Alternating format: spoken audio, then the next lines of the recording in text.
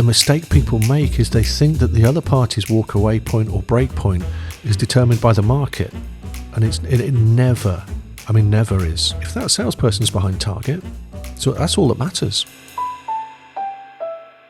Welcome to the Persuasion Game, the Forge's podcast about growing brands and persuading consumers in the modern age. Good morning, Laura. Hello, how are you? I'm brilliant, thank you. I'm enjoying my summer holidays. How about you? Yes, very much looking forward to a few weeks off soon, and we thought this would be the perfect moment to maybe share something rather different today.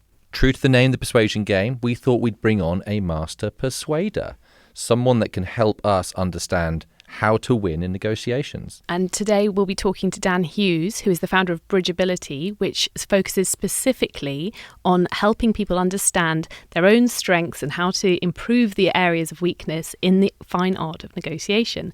Fun fact, he does quite a lot of work with the Football Association. I mean, obviously we had so much to talk about.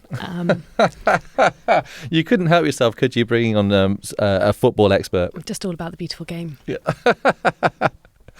No, but seriously, he has advised some of the top Premier League clubs on transfer negotiations. And as we go into the transfer window in September, I think, we should be paying attention to what Dan has been saying, because we'll be able to see some of the tips and tactics and tricks that we've learned about in this interview. And use them for our own nefarious ends as well. Of course. Now, this is an interview that Simon and I led a couple of months back. And so you'll hear Adam no more, but don't worry, he'll be back at the end.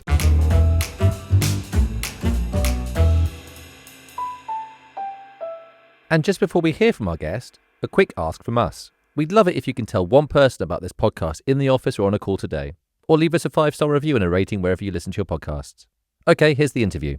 Dan, it's great to have you on board. Thanks very much, Laura. Real pleasure to be here. Let's just start with understanding a little bit more about what your job is and how you got into it. It's such a fascinating world. The job's quite simple, I suppose, to explain, because it's very niche. It's negotiation, which falls into two categories. One, and most of what we do at Bridgeability is training, and the most part of that is behavioural training. So it's the tactical side of things. It's what those individuals do. We work with both sides of the fence, whether they're buyers or sellers, whatever their job title may be. And then the other side of what we do is more on the consulting side. So that's not about the skills of the people. That would be helping our client to achieve their objectives in a negotiation. So we're not mediators. We don't work for we work for our clients. We help them get what they want to get. And you've done that for some quite interesting people. So you mentioned you also did it for the FA as much as you've done it for businesses. Yeah, the FA is one of our long-standing clients. Really, through the FA, we work with their clients, who are all of the clubs, predominantly Premier League clubs. We train their people in talent ID, so recruiting of players. So that's the side. It's not really the commercial, it's not sponsorship deals and those kinds of things, although we have got involved in that. It's more around the buying and selling of players, which is the more interesting bit of the business anyway. Yeah, so again, both sides, training the individuals, but also working on some of those deals to make sure that they get those good outcomes. What are some of the misconceptions or traps that you see as a kind of common thread when people are dealing with negotiation? People tend to underestimate the power that they've got in a negotiation. One of the things that we always ask people before they come on any of our programs is, where is the power? Just a really high level general question. Where's the power in your negotiations? The vast majority of people answer that it's either with the other party, or they might say it's more or less even. They very rarely say that it's with them. People always see it from their own perspective. People tend, in fact, to underplay it. They almost look for the power the other party's got. It's subconscious, but I think it's because if you think about it, if you go to your boss and say, listen, boss, I've got all the power in this negotiation, we've got all the power over this other party, you've just really raised the expectations in terms of what you should be delivering as a result. I had a conversation with one of the senior people involved in player recruitment for Manchester City straight after the takeover, in the aftermath of the big famous takeover that they had there, which propelled them to probably the richest club in the world. You talk to anybody in the football world who has the power in the transfer market, they'll all tell you Manchester City, but not this guy. When I went to talk to him, first thing he said to me, before my backside had even hit the chair, he said, problem I've got, Dan, is I don't have any power anymore in my negotiations. And when I asked him about that, he said, well, I go to buy a player now. I've still got budgets, and all they see is the Sheikh's checkbook behind me, and they add a zero or double it, and he's probably got a point. He can't go and claim poverty anymore, and it's how it translates across. They think of it as power or a lack of power. So it's one of the first things. It's very rare that we've had people say. Interesting couple who have, one of the manufacturers of baby food. And that branding is so strong. A parent, if they don't have the right brand in the shop, they'll leave the trolley in the middle of the aisle, metaphorically perhaps, and run to the next supermarket. And they recognised. They said, "Yeah, we've got loads of power." We also worked with the maker of Grand Theft Auto when they launched. I think it was GTA 5 a few years ago now. And they said, no, we've got all the power here. But those are the two that always stick out in my mind because they're so uncommon. What did that do in terms of their manner, their way of going into things? If you feel powerful, does it change anything in terms of how you act? Definitely. I mean, if you talk to anybody else in any market, if you get them to describe the player in their market that's got power, they'll be described as probably arrogant, short-term focused. That's what everyone else sees, is an arrogance and a focus on the short term. Internally, it'll be different. It'll be that, we've got more options. We can say no more. And as an organisation, they're probably less worried about being described as arrogant by other people in their market than they are about not delivering on the power that they do recognise they've got. But the flip side, confidence leads to a confidence and ability to walk away from a deal. That's what it all boils down to, really. Very tangential question, but it is marginally related to football. I was just thinking of Jose Mourinho saying, I think I am a special one. And that kind of feeling of like, what? And I was wondering if that sort of lack of confidence or that fear of sort of being seen as arrogant is peculiarly British, maybe? Yeah, I think so. I think you wouldn't get many British. There's probably a famous exception to that where Brian Clough wasn't shy of a bit of self-promotion, is one way of putting it, I think. But that's probably why it stands out even more. It's because it's not a British trait, I don't think, is it? If we go to the stereotypes, that self-effacing kind of approach is much more British, isn't it? Yeah, so it stands out more when people do it, that obvious kind of Do you think we confidence. disadvantage ourselves with that, or is that just a nuance you have to work around? You can almost use it as an advantage. When it comes to negotiation especially, I think it can even be an advantage. I think those who go throwing their weight around more don't necessarily get the best results. Those who are able almost to park their ego a little bit more will tend to get better results in negotiation. That leads me on to a really sort of related point that I wanted to explore, which is perceptions of negotiation within popular culture. We've been through a sort of period where big focus on sort of emotional intelligence, that was really sort of key. Obviously, we're in a political time of the rise of the strongman leader, the strongman negotiation. And I'm just interested in how you see those play out and your view on the kind of influence of popular culture on successful negotiation. The interesting thing with power as a dynamic is that as you use power, that's exactly what you've done. You start to use it up. You can't keep making threats. You can only make a threat once. Then you either carry it out or you back down. If you carry it out, you probably can't do it again. And if you back down, then you've lost any power that you had in the first place. So it's one thing having power. It's quite another thing how you use it and what you do with it. And an implied threat is usually way more powerful than an expressed threat. So that's really interesting, Dan, because the way you're talking there, you're almost sort of talking as if power is a finite resource, like emotional or physical energy, that if you draw down on or if you're unintentional about, you can suddenly find it's all gone and there's nothing left in the well. Yeah, completely. So often when we're consulting with a client, for example, we don't tell them what they should or shouldn't do. It's about thinking about the consequences of what they do. So you've always got options open to you. There's always something in any interaction. There's always something you can do, even if you feel you've got no power at all. So it's a bit like a game of chess. There's a number of ways you can go at any position to get to the end result.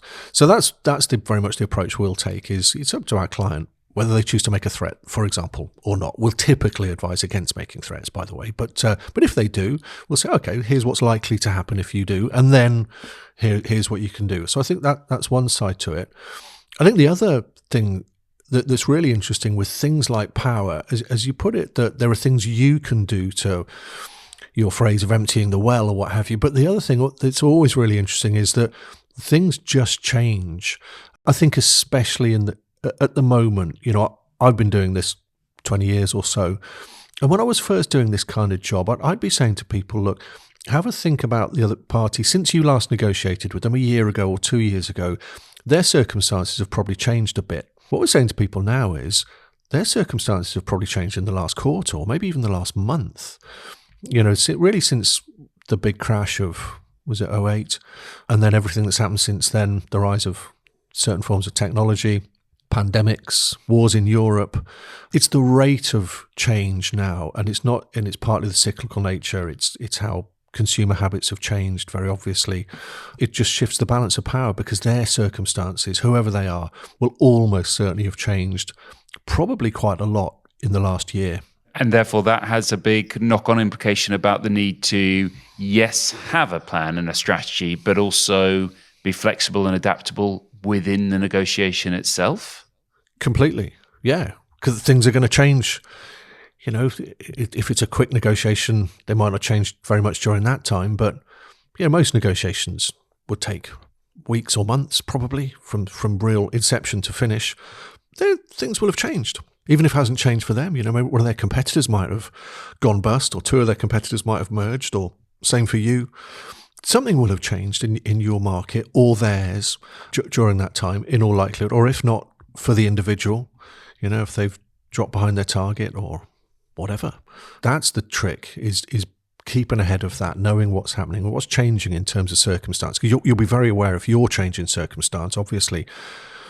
But what about them? What's changed for them? Dan, can I just ask you sort of then as a sort of slightly related point, just when you think about, are there particular themes of the different types of traps or barriers that different types of people experience that might be related to age, to gender, to ethnicity, to kind of job role?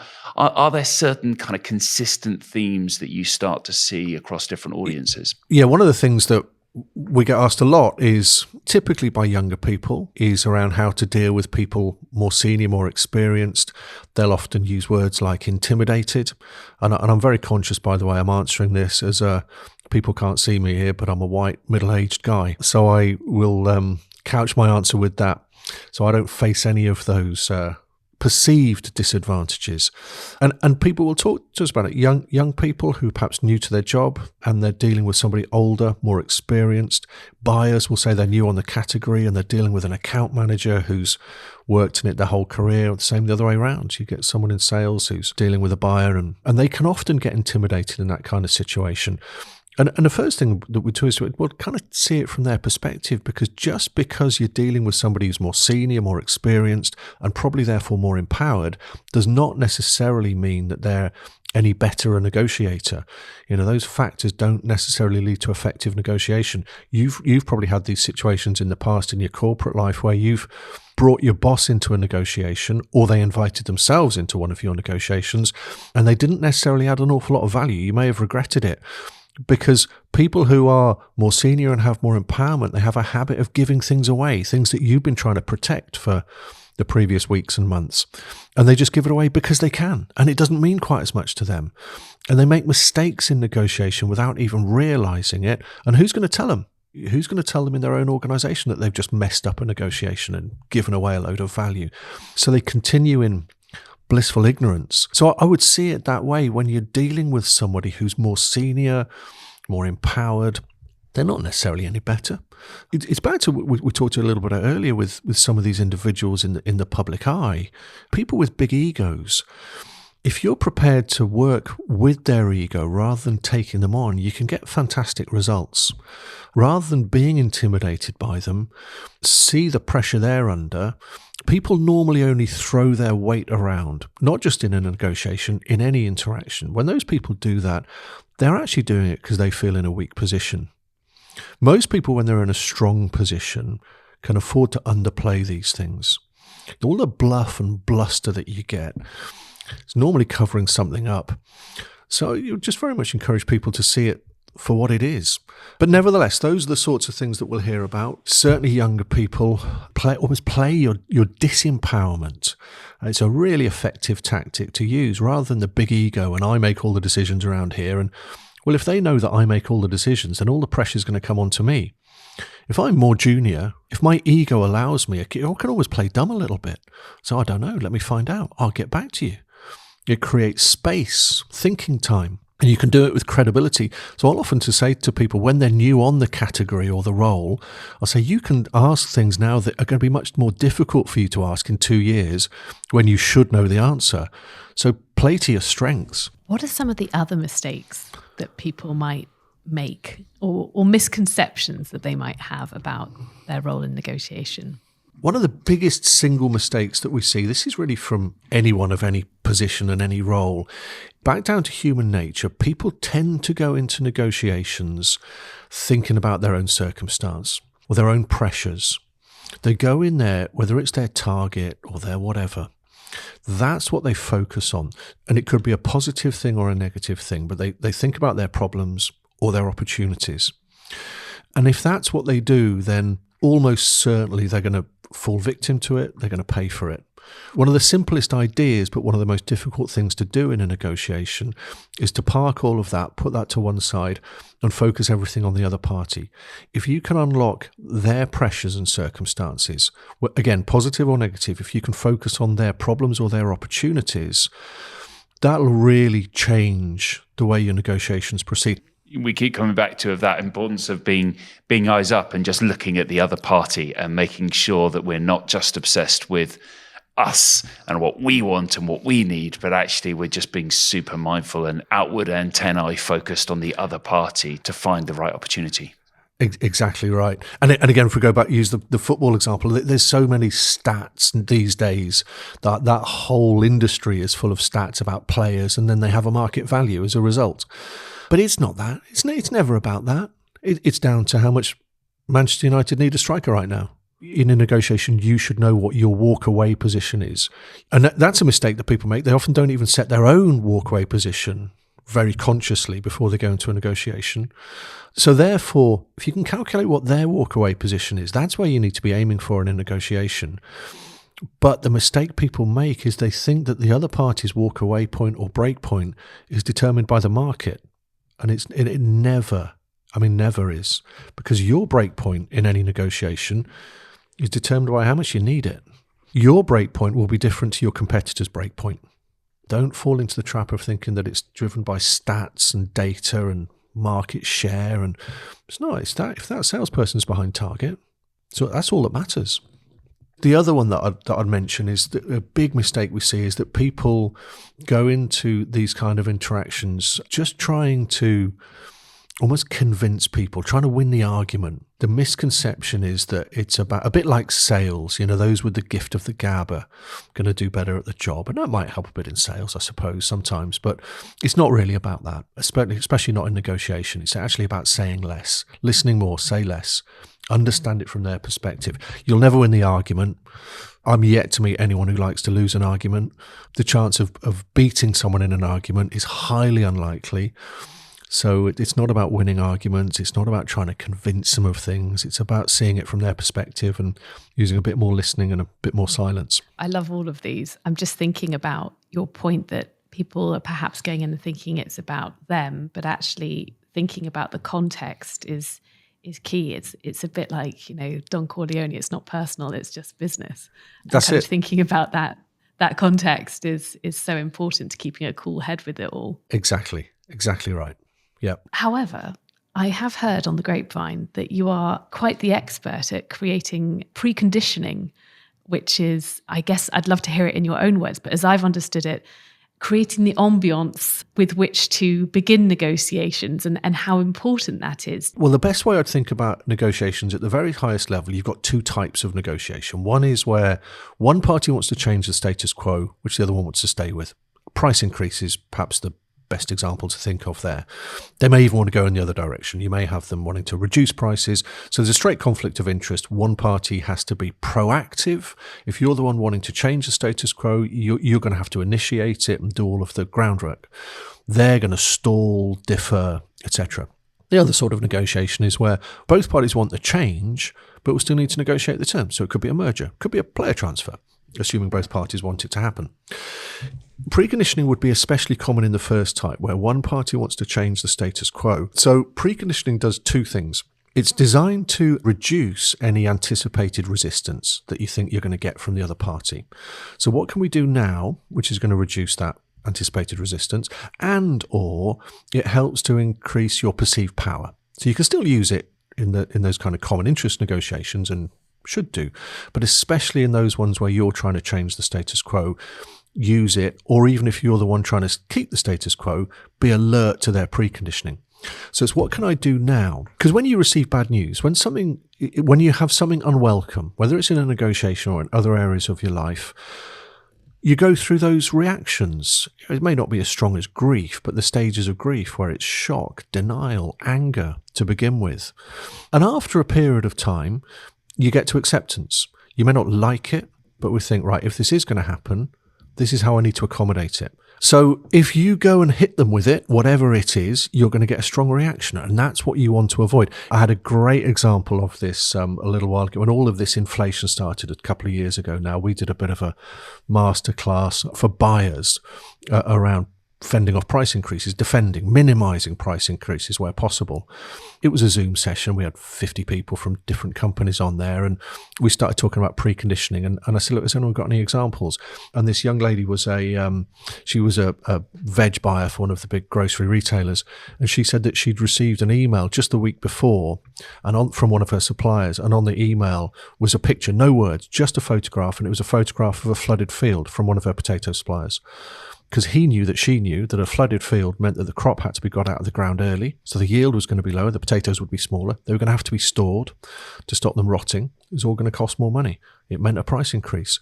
So that when he delivered the price increase, presumably a couple of weeks later, she was already expecting it. Her resistance would be less. So that's how preconditioning works. And we get preconditioned as consumers all the time, whether it be interest rate increases or rise in fuel at the petrol pump. We know about it before, even if we can't do anything about those things. We're just more accepting when it happens because we knew it was coming. So preconditioning, it doesn't have to be subtle. It's great when it is subtle, but even blunt preconditioning, it still works. So whether it be in your private life about who's doing the washing up at Christmas, or whether it be a price increase or a valuation of a business in a merger, or the price of a player, or a fact a player wants to leave a club and they agitate how unhappy they are. And then when the transfer request comes in that was already expected. Preconditioning happens all the time in every aspect of our life.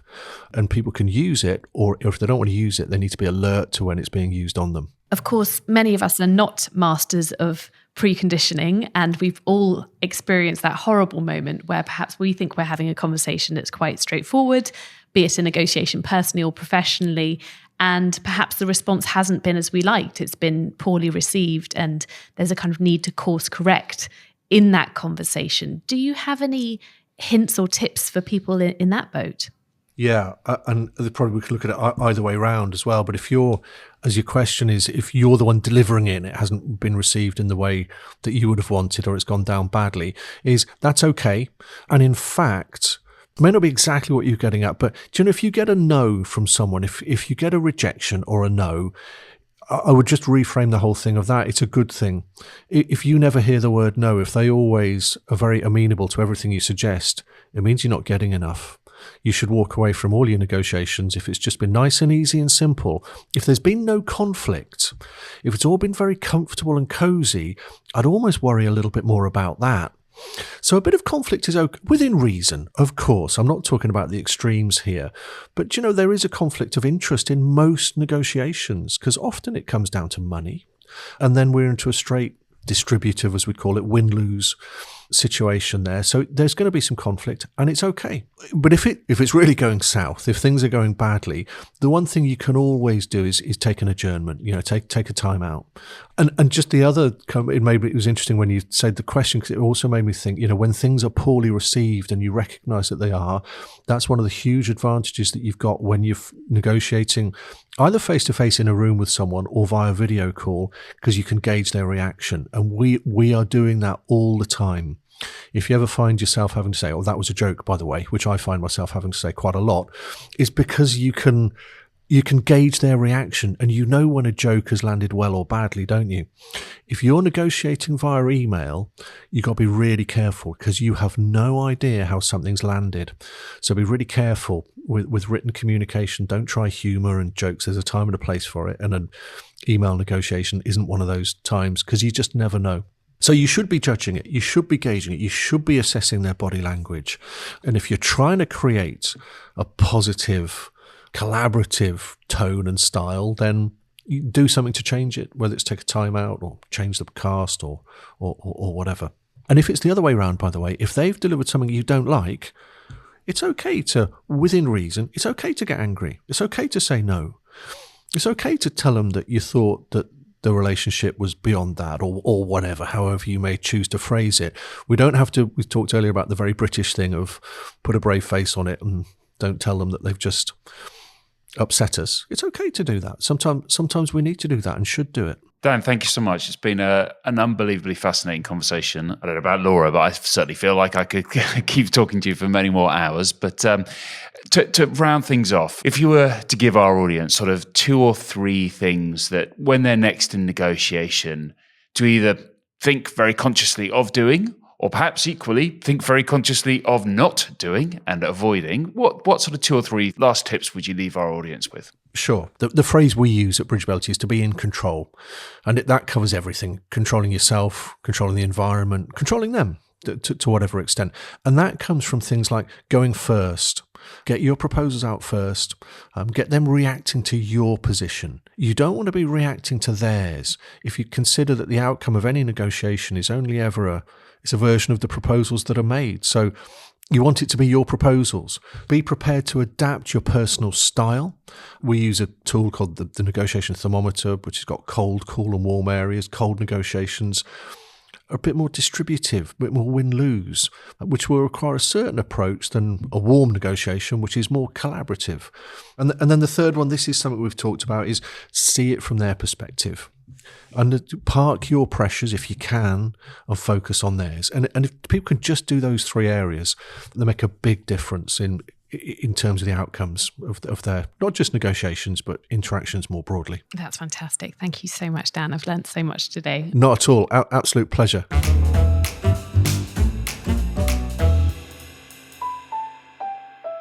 Laura, what an interview. I mean, I'm so jealous I wasn't there. He seemed like a really interesting person to talk to. Super interesting. And, he was recommended to me as someone that had managed to persuade people to part with, luckily, hypothetical, vast amounts of money. So he is a very good person to learn from.